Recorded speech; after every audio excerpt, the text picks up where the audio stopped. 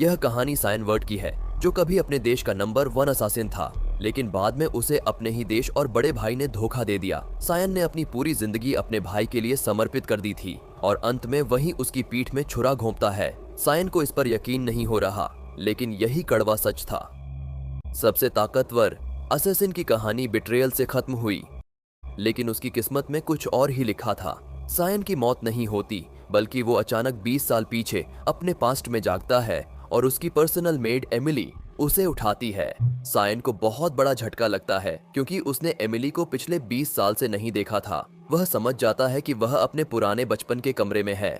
अपने चेहरे को छूते ही उसे एहसास होता है कि वह फिर से जवान हो गया है, या यूं कहें कि वह वापस अपने पास्ट में चला गया है। एमिली उसका नाम चिल्लाती है और उसे डांटती है कि वह स्पारिंग मैच से बचने के लिए बहाने न बनाए। सायन तो पूरी तरह से इस बात को भूल चुका था। यह वही दिन था जब वो एकेडमी में दाखिला लेने से ठीक 1 साल पहले के उस मैच की बात हो रही थी। ये एक मंथली स्पारिंग मैच था, जिसे उनके पिता ड्यूक खुद देखते थे। सायन का प्रतिद्वंदी क्रांसवर्थ था, जो उसका हाफ ब्रदर था और उसकी ही उम्र का था। क्रांस की मां मार्गरेट आर्गेयस थी, जो डचेस थीं। इसी वजह से क्रांस को ज्यादा अटेंशन मिलता था और सायन को सभी लोग इलेजिटिमेट चाइल्ड के रूप में देखते थे। इसी ह्यूमिलिएशन ने सायन की जिंदगी को नर्क बना दिया था और यहीं से उसके पिता ने उसे नजरअंदाज करना शुरू किया था। एमिली अब सायन को सजेस्ट करती है कि वो मैच से हट जाए, लेकिन सायन को अपनी पास्ट लाइफ की बैटल एक्सपीरियंस पर भरोसा था। मगर जब उसने अपना रैपियर उठाया तो उसे झटका लगा कि ये चीज कितनी भारी लग रही है।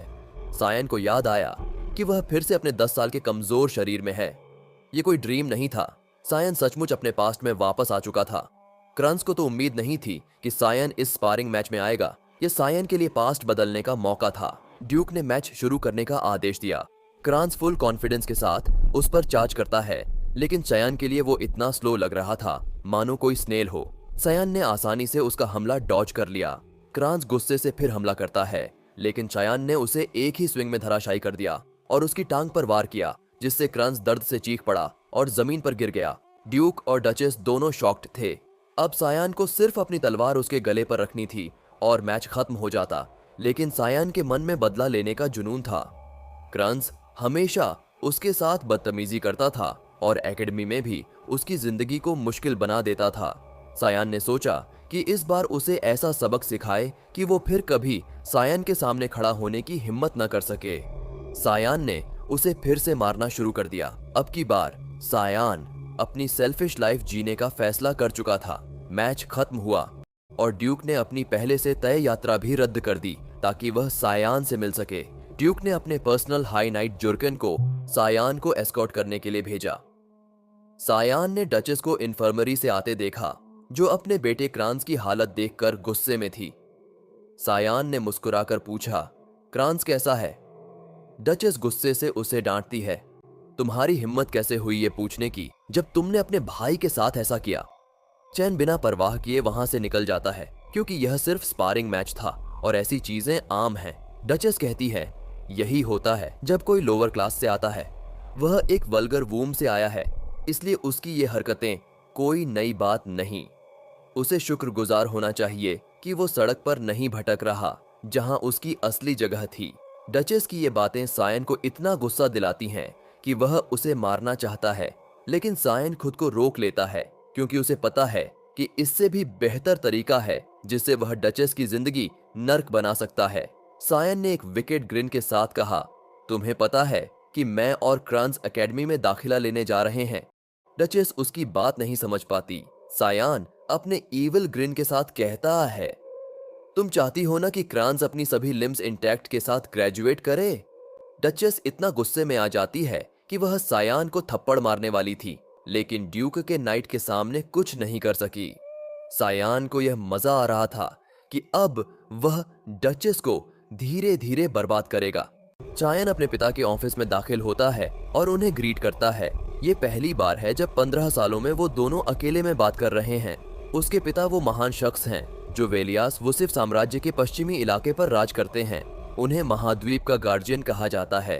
वो महान हीरो जिन्हें ताकतवर मैजिक और शार्प माइंड का तोहफा मिला है, वही शख्स जिसने डेमन आर्मी के इन्वेशन को रोका था। सायन के मुताबिक वो एक ऐसे आदमी हैं जिन्होंने पूरी जिंदगी दूसरों की सेवा में बिता दी, या फिर यूं कहें वो एक फूल थे। ड्यूक की केवल एक ही ख्वाहिश थी, महाद्वीप पर शांति, जिसे उन्होंने अपनी आखिरी सांस तक निभाया। लेकिन सायन की नजर में उनका पूरा जीवन दूसरों के लिए समर्पित करना एक बेवकूफी थी। ड्यूक सायन से कहते हैं कि उसने तलवार का वार इतनी सटीकता से डॉज किया जैसे उसे पहले से पता हो कि वार कहां आने वाला है। सायन इसे अनजाने में हुआ दिखाता है। उसके पिता समझ चुके हैं कि सायन ने तलवार की दिशा को देखा था और अपने शरीर को जरा सा घुमा लिया था। उन्हें जानना है कि सायन ने तलवारबाजी कब सीखी। सायन बहाना बनाता है कि वो हर रात छुपकर प्रैक्टिस करता था, मगर जैसा कि सब जानते हैं, सायन की तलवारबाजी में कभी रुचि नहीं रही और न ही उसमें इस कला की कोई काबिलियत है। फिर कैसे उसने इस हुनर को छुपा कर रखा? सायन कहता है कि वो बस ध्यान आकर्षित नहीं करना चाहता था। ड्यूक सवाल करते हैं कि अगर सायन को ध्यान आकर्षित नहीं करना था तो उसने क्रांस को इतनी होशियारी से कैसे मात दी और इतना आक्रामक क्यों हुआ? सायन समझ जाता है कि उसके पिता उसकी शख्सियत को परखने की कोशिश कर रहे हैं। वो जवाब देता है कि वो खुद को साबित करना चाहता था। ड्यूक हैरान होते हैं और कहते हैं कि सायन अपने हाफ ब्रदर क्रांस से बेहतर साबित हुआ है और शायद यही इन मुकाबलों का असली मकसद है। ये साफगोई उन्हें पसंद आती है। ड्यूक इस जवाब से खुश होते हैं और सायन की तारीफ करते हैं कि वो एक दिन अपने बड़े भाई एचएल के लिए बहुत बड़ी मदद साबित होगा। सायन ये सुनकर चौंक जाता है। फिर से उसके भाई के लिए मदद? सायन महसूस करता है कि कुछ नहीं बदला। उसके पिता अब भी एचएल के प्रति जुनूनी हैं। ड्यूक सायन को उसकी शानदार परफॉर्मेंस के लिए एक इनाम देने का वादा करते हैं। सायन इस पूरी सिचुएशन से खुश नहीं है, लेकिन वो तय करता है कि अगर उसे मौका मिला तो वो अपने बड़े भाई इचेल को पूरी ताकत से बर्बाद करेगा। सायन इनाम के तौर पर मांग करता है कि वो फ्रंट लाइंस पर जाना चाहता है। ये सुनकर एमिली हैरान हो जाती है। उसे लगता है कि सायन ने अपना दिमाग खो दिया है। क्या उसे अंदाजा है कि वहां क्या हालात हैं? सीमाएं डेमन ईस्ट से भरी हुई हैं। उनका क्षेत्र वेलिया साम्राज्य का पश्चिमी इलाका है और वहीं से फ्रंट लाइन की शुरुआत होती है। सबसे ज्यादा खतरनाक जगह है एमिया वैली, जहां सदियों से डेमन्स के खिलाफ लड़ाई जारी है। सायन के पिता इस मांग के खिलाफ थे, लेकिन आखिरकार उन्होंने एक शर्त पर सहमति दे दी। सायन को 1 महीने के भीतर फ्रंट लाइंस जाने के काबिल बनना होगा। मगर सायन को ये नहीं पता कि वो कौन सी काबिलियत है जिसकी उसे जरूरत है। सायन समझता है कि उसे सबसे पहले अपनी बॉडी को मजबूत करना होगा, क्योंकि वो अभी भी अपने साथियों से काफी कमजोर है। सौभाग्य से सायन के पास अपनी पिछली जिंदगी की लड़ाई का अनुभव है और उसे अभी भी अपने शरीर में थोड़ी मैजिक की ताकत महसूस हो रही है। सायन ने तुरंत ट्रेनिंग शुरू करने का फैसला किया। तभी अचानक कोई उसका नाम पुकारता है। ये उसकी बड़ी बहन एलिस है। वो बेहद गुस्से में लग रही है। एलिस सायन का कॉलर पकड़कर उसे सवाल करने लगती है कि क्या उसका दिमाग खराब हो गया है। क्या उसने सच में पिता से फ्रंट लाइंस पर जाने की मांग की? एलिस को लगता है कि सिर्फ क्रांस को हराने से सायन खुद को कुछ ज्यादा ही समझने लगा है। वो सायन को छत पर ले जाती है और कहती है कि शाम का वक्त है और वो सायन से लड़ाई करेगी। अगर सायन उसके हमले 3 मिनट तक सह सके तो वो उसे फ्रंट लाइंस पर जाने देगी। सायन को ये सब जरूरी नहीं लगता, लेकिन एलिस को लगता है कि सायन घराने के नाम को आगे बढ़ाने में दिलचस्पी रखता है। जाहिर है सायन को ऐसी किसी चीज में कोई दिलचस्पी नहीं है। एलिस पूरी तरह से लड़ाई के मूड में है, जबकि सैन पहले से ही क्रांस के साथ हुई लड़ाई से थका हुआ है। एलिस तेजी से हमला करती है, जिससे सैन हैरान हो जाता है, लेकिन वो उसे काउंटर कर लेता है। एलिस को उम्मीद नहीं थी कि एक 10 साल का बच्चा उसका वार रोक सकेगा। वो सायन पर एक एक कर हमले करती है और सायन बमुश्किल बच पाता है। सायन अचानक उसकी तलवार से फिसलकर उसके गले तक पहुंच जाता है। ठीक समय पर सायन अपनी हथेली मोड़कर हमले की दिशा बदल देता है। दोनों एक दूसरे से दूर खिसक जाते हैं। सायन डर गया था क्योंकि वह गलती से उसे मार सकता था। ज्यादातर हथियारों की तलवार तकनीकें तुरंत शिकार का काम तमाम कर देती हैं और उसकी शारीरिक कमजोरी को देखते हुए बिना उसे नुकसान पहुंचाए लड़ते रहना असंभव लग रहा था। ये 3 मिनट बहुत ज्यादा लंबे लग रहे थे। उसकी शारीरिक शक्ति कमजोर थी, इसलिए वो अपनी तलवार में जादू का उपयोग कर रहा था, लेकिन अब उसकी सीमा आ चुकी थी। तभी अचानक एलिस मंत्र पढ़ने लगती है। सायान इसे पहचान जाता है। यह लेवल 6 स्टार मैजिक था। एलिस ने अपनी तलवार को एक्वा ब्लेड में बदल दिया सायान सोचता है कि यह सिर्फ एक टेस्ट होना चाहिए था, लेकिन वह खुद को पूरी तरह से खो चुकी थी और अब सिर्फ एक ही चीज मायने रखती थी, किसी भी कीमत पर इस लड़ाई को जीतना। सायन समझ गया था कि अगर वह उस हमले को रोक भी लेता तो उसे महल की दीवारों के ऊपर उड़ा दिया जाता। लेकिन सायन के पास एक आखिरी उपाय था। वह छलांग लगाकर एलिस की ओर दौड़ता है। वह सिर्फ यही उम्मीद करता है कि जर्कन अब उसे बचाने के लिए आ जाए। जैसे ही वे दोनों टकराने वाले होते हैं, जुर्किन बीच में आ जाता है और दोनों को रोक देता है। उसने एलिस को होश में वापस ला दिया।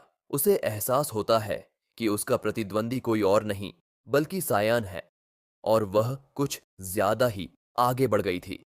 सायान राहत महसूस करता है। एलिस को भी होश आ जाता है और वह सायान को गले लगाकर माफी मांगती है। कहती है कि शायद उसने एक पल के लिए अपना होश खो दिया था। वह सिर्फ सायान को फ्रंट लाइंस पर जाते हुए नहीं देख सकती थी।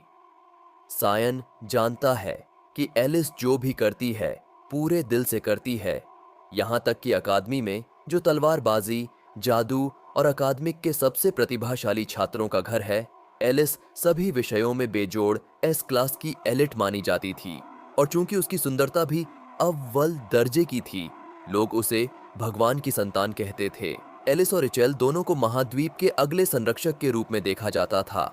लेकिन एलिस की जिंदगी का दुखद अंत हुआ था और वह ऑर्डर ऑफ लाइट में शामिल होने के कुछ समय बाद ही खत्म हो गई थी। सैन उसे बहुत याद करता है। इस बार वह उसे बचाने का वादा करता है। फिर एलिस जर्कन से सवाल करती है, क्या तुम पिताजी के गार्डियन नाइट नहीं हो? जर्कन जवाब देता है कि उसके पिता एक यात्रा पर गए हैं और उन्होंने आदेश दिया है कि वह फिलहाल सायान की रक्षा करे। जुर्कन गुप्त रूप से सायान की सुरक्षा कर रहा था, लेकिन सायान ने पहले ही उसे महसूस कर लिया था जब उसने पिता का ऑफिस छोड़ा था। सायान ने बस यह दिखावा किया था कि उसे पता नहीं है, लेकिन उसके पिता ने उसकी सुरक्षा का आदेश गुप्त रूप से क्यों दिया? सायान एलिस की गोद में सो जाता है। एलिस अगले दिन अकादमी लौट जाती है। वह बस अपनी ग्रेजुएशन से पहले पिता से मिलने आई थी। सायन इस दौरान पुशअप्स कर रहा होता है क्योंकि उसे अपनी ताकत बढ़ाने की जरूरत थी।